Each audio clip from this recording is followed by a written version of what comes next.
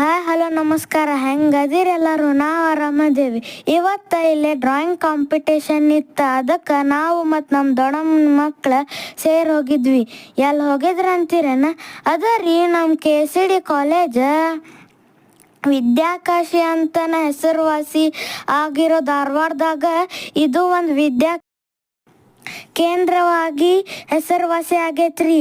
ಇಲ್ಲೇ ನೋಡ್ರಿ ನಮ್ಮ ಅಪ್ಪು ಅವರ ಸಿನಿಮಾ ಯುವರತ್ನ ಶೂಟಿಂಗ್ ನಡೆದೈತ್ರಿ. ಮತ್ತು ಯೂತ್ ಫೆಸ್ಟಿವಲ್ ಕೂಡ ಇಲ್ಲೇ ನಡೆದೈತ್ರಿ.